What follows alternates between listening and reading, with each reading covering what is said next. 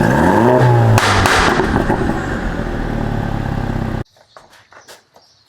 welcome to the Improved Garage YouTube channel. So today I have a box here from Obsessed Garage. It just came. I honestly have a couple things on order from Obsessed Garage, so I'm going to be honest, I'm not 100% sure what's in this one. Okay, cool. Alright, so this, so maybe I'll get into this a little bit.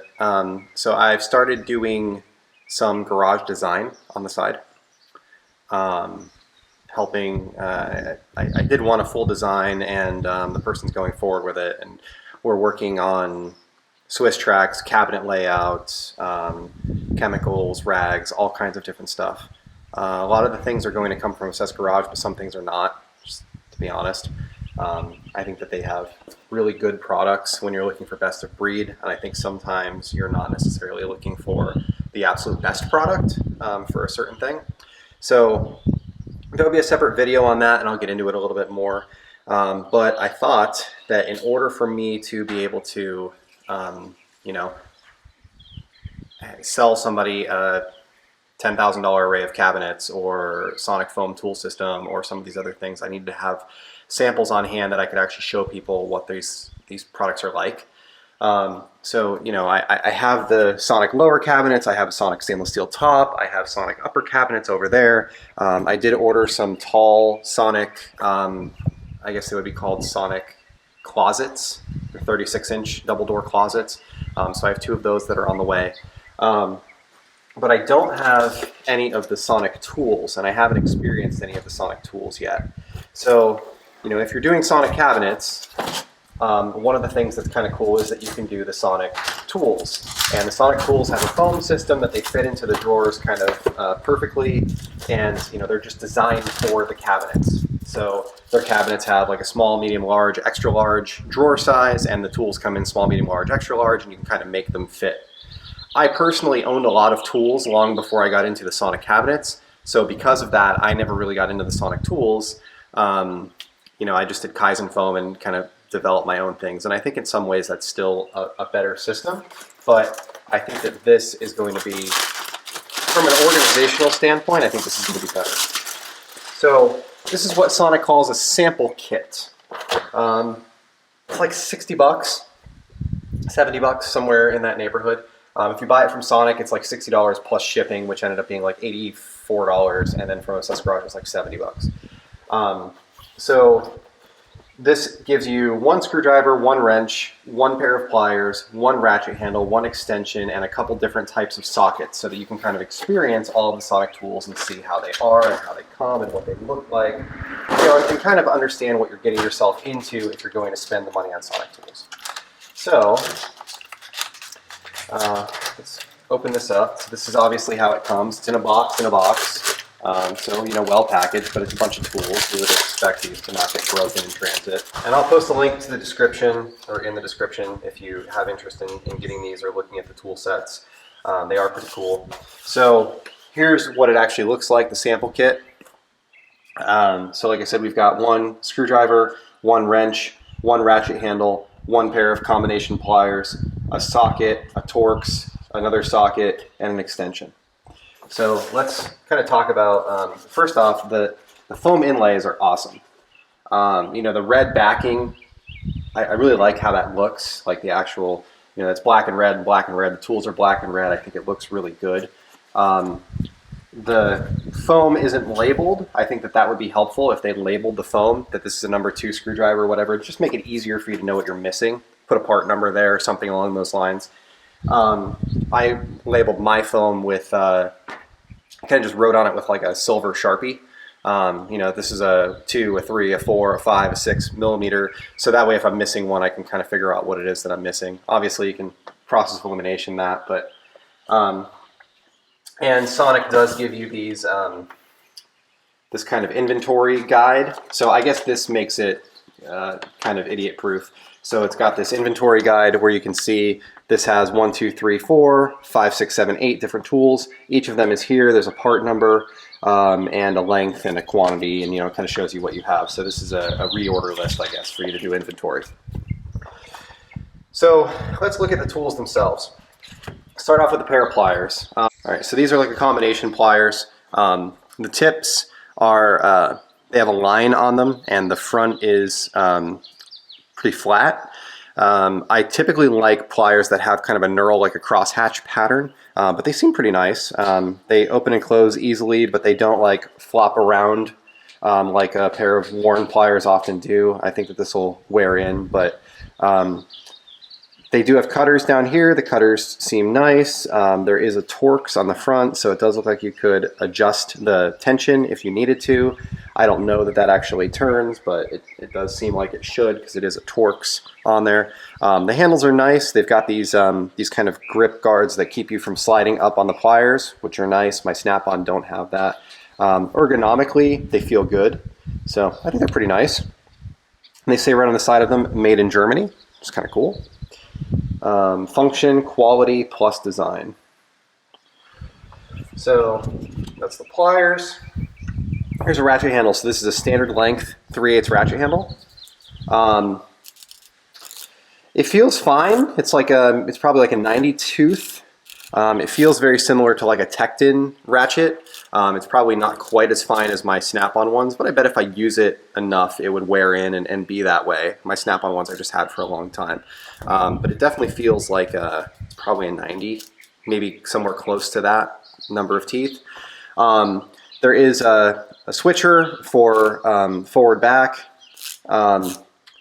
It's the right orientation, and by that I mean like there's a way that Snap-on and Craftsman and a lot of the large players do it where this is kind of the tighten setting and this is the remove setting. When you get into some off-brands like Stanley and Cobalt, they have some series of ratchets that have kind of the button backwards. There is a release button, which is kind of cool. Depending on how you feel about the release button, it is a pretty low profile release button, as you can see. Seems nice. So I'm going to leave that out. Here is a wrench. So this is just a basic 10 millimeter chrome box wrench. So it's a 12 point on this end. It's an open on this end. It feels, I don't want to say it feels flimsy because there like really isn't any flex to it, but it does feel very thin. It is very thin. But Sonic does make a couple different series of wrenches. So maybe when you get into the ratcheting wrenches or the larger wrenches, they're a little bit heftier. I don't know that that's a problem. Like, I don't know how much torque you would actually be able to put on a 10 millimeter fastener that this wouldn't be enough. It does just, it's very thin. It feels very thin, but maybe that's a benefit. I honestly don't know. It's very light, feels very light. So next we have the screwdriver, which I picked up before. So the screwdriver has a black, like a hardened tip. This is Simple Tech or Simple Etch on the side of it, or Sample Etch. That's what it is. Sample Etch. So you can get these etched like with your name if you want to. Sonic on the one side, 1312 Phillips 2 by 100 millimeter. It's got a nice handle. It's like a triangular shaped handle. It feels a lot like a Tekton screwdriver. Again, Tekton has a flat on these, so it's more like a triangle than these are like this is more like a circle with kind of some flattened edges. But it does feel good. It feels comfortable in your hand. It's a soft grip handle, so I could see myself using that comfortably.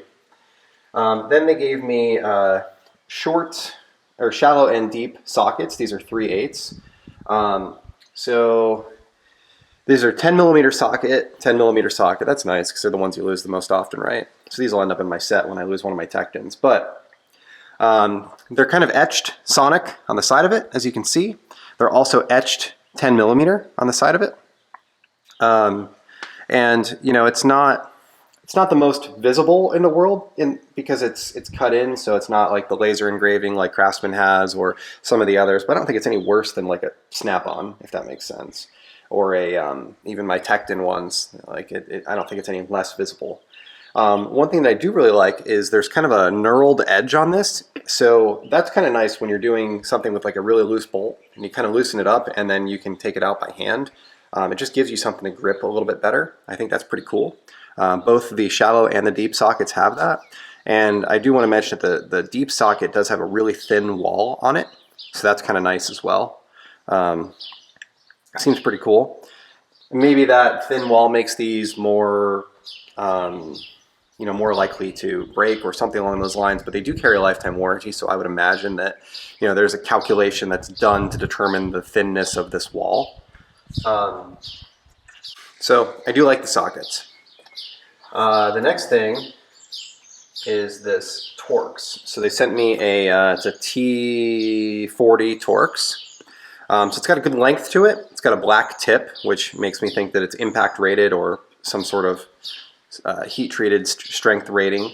Again, it's got that knurled edge on it, so you can kind of grab it by your hand and you can twist it off with your fingers, and you can actually get a fair amount of torque on that knurled edge.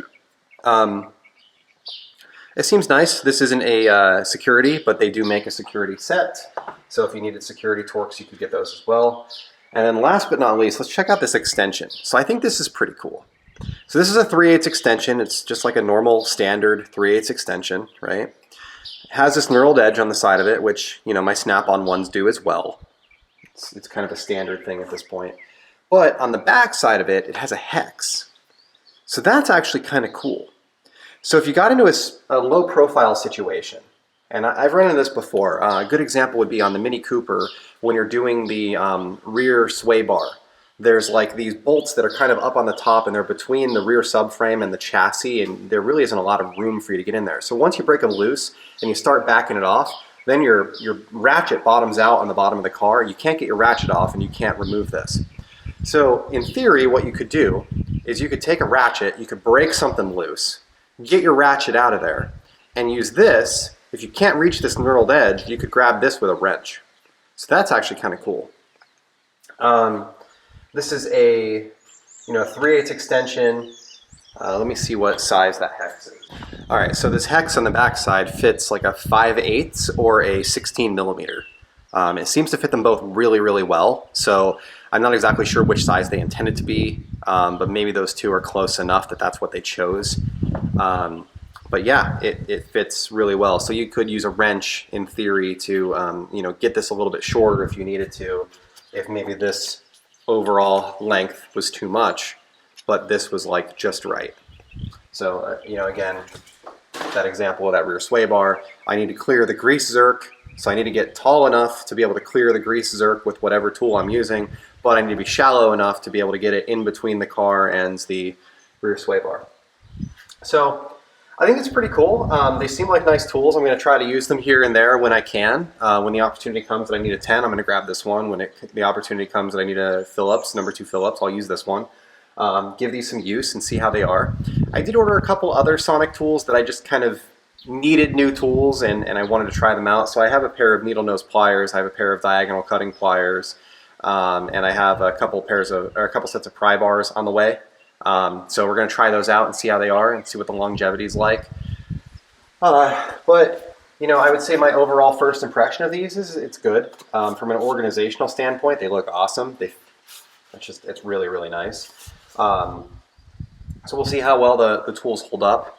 I will say the one thing that I've kind of run into, because I've kicked around the idea of getting rid of some tools, especially when I was selling off my Snap-on and buying Tecton tools, and getting some of the sonic foam systems to fill out my drawers.